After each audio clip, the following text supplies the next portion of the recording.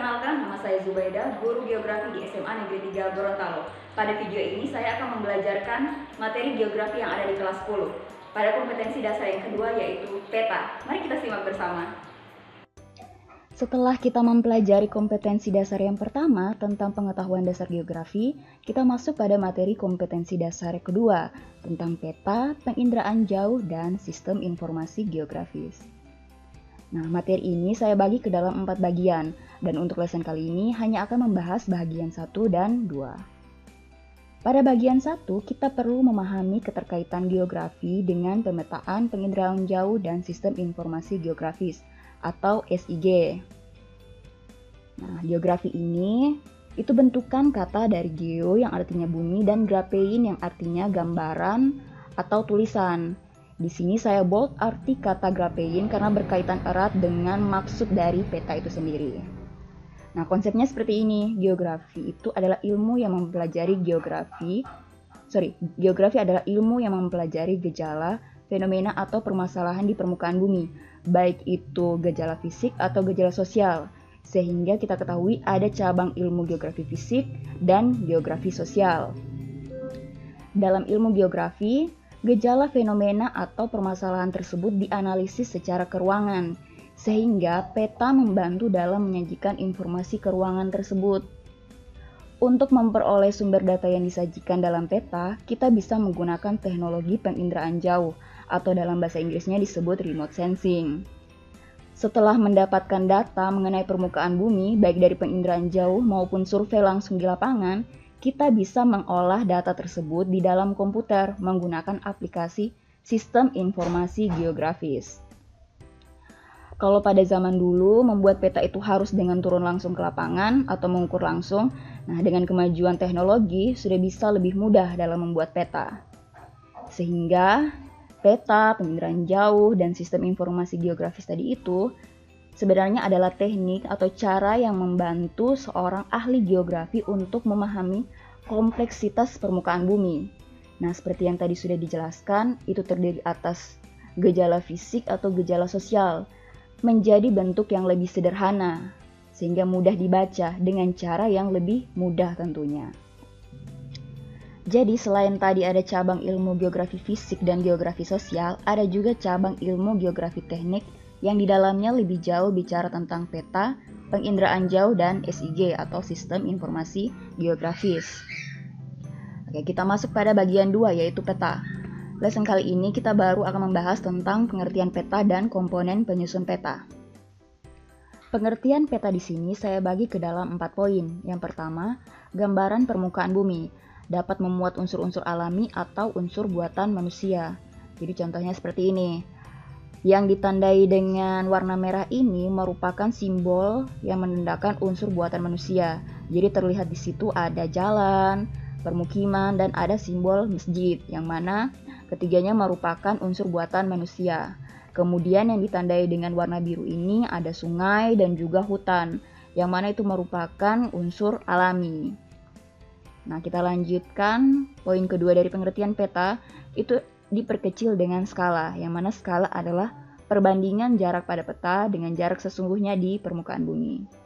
Kemudian poin yang ketiga digambarkan pada bidang datar, seperti di kertas atau di layar monitor. Kemudian poin yang keempat, menggunakan proyeksi tertentu.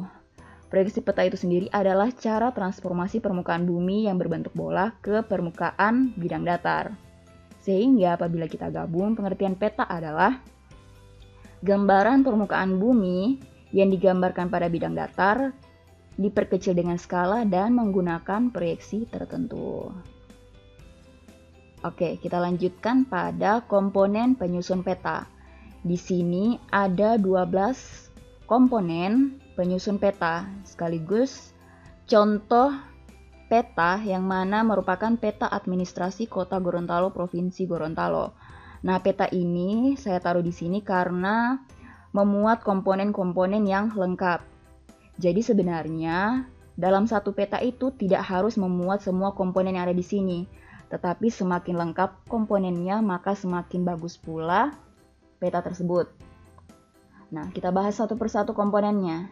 Yang pertama di sini ada judul peta. Nah, judul peta Yang tadi ditampilkan di sini itu adalah peta administrasi Kota Gorontalo, Provinsi Gorontalo.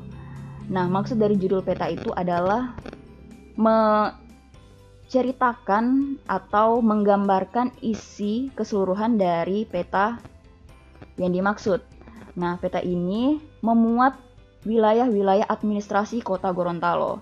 Jadi di situ sudah termasuk di dalamnya kecamatan-kecamatan yang ada di Kota Gorontalo, kemudian kelurahan-kelurahan, kemudian batas-batas administrasi yang ada di Kota Gorontalo. Jadi sebatas itu, tidak menggambarkan hal lain. Nah, kemudian komponen selanjutnya itu ada orientasi peta. Nah, orientasi peta itu merupakan arah mata angin. Nah, penting di dalam sebuah peta itu harus ada arah mata angin agar menunjukkan posisi utara yang ditunjukkan dalam peta, wilayah yang ditunjukkan dalam peta. Oke, selanjutnya komponen selanjutnya ada skala peta. Nah, skala peta yang di sini ini terdiri atas dua jenis skala, yaitu skala angka dan skala batang atau skala bar. Nah, skala yang ditunjukkan di sini adalah skala 1:27.000. Oke, kemudian ada komponen selanjutnya, sistem koordinat. Nah, komponen ini maksudnya memberitahukan atau menginformasikan proyeksi apa yang digunakan, kemudian sistem grid apa yang digunakan, juga datumnya. Nah, sebenarnya tidak semua peta itu memasukkan sistem koordinat ini, tetapi kalau ada itu lebih bagus. Kemudian ada sistem koordinat, ada juga yang namanya garis koordinat atau garis astronomis. Yang dimaksud di garis koordinat ini adalah garis lintang dan garis bujur. Nah, jangan sampai lupa, garis lintang itu adalah garis horizontal, sedangkan garis bujur itu adalah garis vertikal. Oke, pertemuan antara garis bujur dan garis lintang ini akan membentuk grid-grid. Sehingga di dalam peta atau di dalam badan peta itu terdiri atas grid-grid hasil pemotongan antara garis lintang dan garis bujur. Grid atau kotak-kotak ya. Kemudian komponen selanjutnya ada garis tepi. Nah, garis tepi ini fungsinya untuk memisahkan badan peta atau isi peta dengan komponen-komponen peta lainnya. Kemudian garis tepi juga digunakan untuk meletakkan angka-angka koordinat, ya, angka-angka garis koordinat. Oke, kita lanjutkan pada komponen selanjutnya, yaitu simbol dan legenda peta. Oke, untuk simbol itu terdapat di dalam badan peta atau dalam isi peta, ya. Sedangkan legenda itu terdapat di luar badan peta yang fungsinya menjelaskan maksud dari simbol-simbol yang ada di peta. Nah, kita lihat di sini, legenda itu berupa daftar ya, daftar keterangan yang menjelaskan simbol-simbol. Oke, ini merupakan jenis-jenis atau bentuk simbol peta. Jadi ada 3, ada simbol garis, simbol titik, dan simbol area. Nah, simbol garis itu menggambarkan objek yang memiliki panjang, misalnya batas wilayah, entah itu batas negara, batas provinsi, batas kabupaten, atau batas kelurahan. Kemudian jalan, baik itu jalan kereta api, jalan raya, jalan arteri. Kemudian menggambarkan juga sungai, ya, baik itu sungai utama, sungai induk, atau sungai anak sungai. Kemudian simbol titik itu menggambarkan tempat yang ada di permukaan bumi. Nah, contohnya misalnya ibu kota negara, ibu kota provinsi, atau pelabuhan, bandar udara, gunung api, ya. Misalnya gunung api ini digambarkan menggunakan simbol titik yang berbentuk segitiga. Walaupun bentuknya segitiga, tetap dinamakan simbol titik. Oke. Jenis bentuk simbol yang ketiga adalah simbol area. Nah, simbol area ini menggambarkan objek yang memiliki area atau luasan. Contohnya, menggambarkan objek seperti sawah, baik itu sawah irigasi atau sawah tada hujan, kemudian kebun, hutan, atau permukiman juga bisa, ya. Jadi, area atau objek yang memiliki area atau luasan. Nah, mengapa sebuah peta memerlukan simbol? Nah, di sini kita bisa lihat perbedaan, ya. Ini merupakan wilayah yang sama, yaitu wilayah Provinsi Gorontalo. Untuk peta di sebelah kiri ini merupakan kenampakan peta tanpa simbol, ya, menyebabkan pembaca peta sulit mengetahui keadaan permukaan bumi, atau bisa dikatakan ini merupakan peta buta. Nah, beda dengan peta yang di sebelah kanan. Peta Provinsi Gorontalo yang di sebelah kanan ini sudah dilengkapi dengan simbol, sehingga kita bisa ketahui yang mana jalan, kemudian kita bisa ketahui di mana adanya danau, kemudian dataran yang tinggi, dataran yang rendah, itu bisa kita ketahui dengan adanya simbol. Oke, komponen selanjutnya yaitu warna peta. Sebenarnya warna peta ini merupakan atau termasuk ke dalam simbol, ya. Nah, warna peta digunakan untuk membedakan ketampakan objek di permukaan bumi. Misalnya, dataran, ya, dataran di permukaan bumi berdasarkan ketinggian bisa kita bedakan dengan warna. Nah, di sini dijelaskan dalam legenda bahwa semakin tinggi permukaan bumi, maka warnanya akan semakin merah, semakin orange. Nah, kemudian warna hijau, ya, warna hijau tua itu menunjukkan datarannya semakin rendah, yaitu kurang dari 100 meter. Begitu juga perairan, ya. Warna perairan semakin dalam maka akan semakin biru.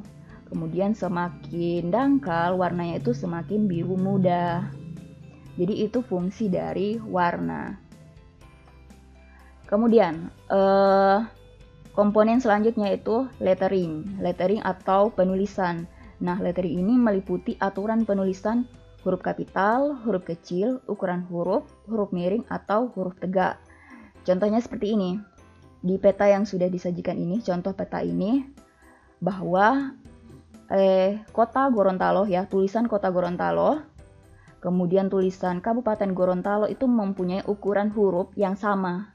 Ya, ukuran huruf yang sama karena wilayahnya itu sama, tingkatan wilayahnya sama.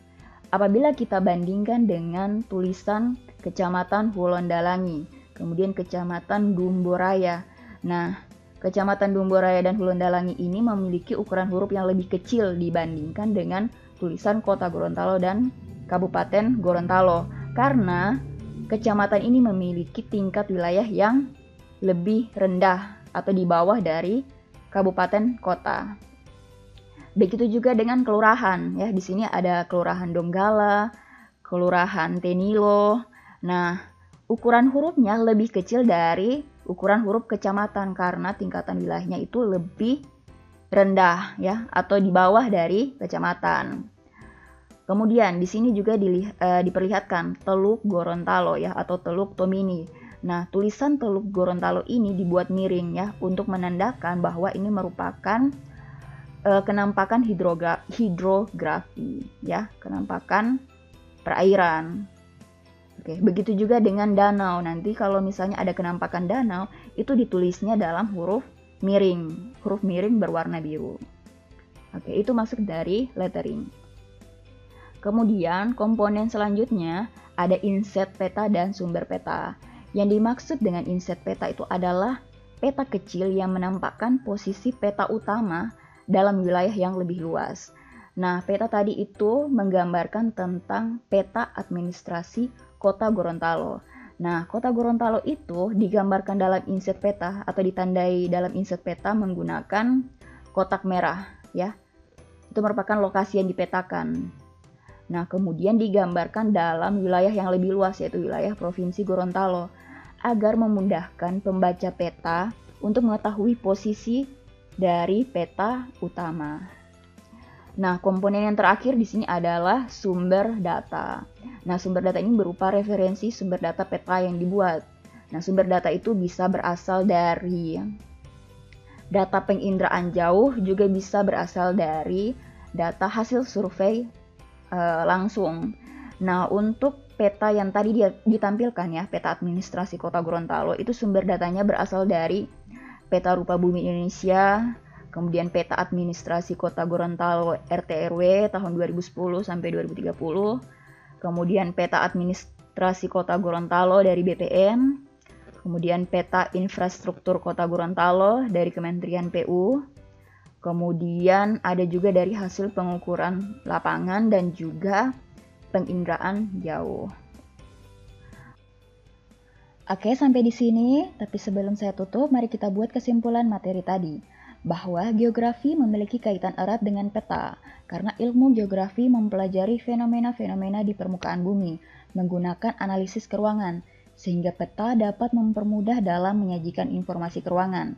Selanjutnya, pengertian atau definisi geografi adalah gambaran permukaan bumi pada bidang datar yang diperkecil dengan skala dan menggunakan proyeksi tertentu. Peta itu sendiri terdiri atas beberapa komponen penyusun. Yang pertama, judul peta, kemudian skala peta, orientasi peta, sistem koordinat, garis koordinat, simbol dan legenda peta, garis tepi, warna peta, lettering, insert peta, dan sumber peta. Oke, cukup sekian video lesson kali ini. Terima kasih dan wassalamualaikum warahmatullahi wabarakatuh.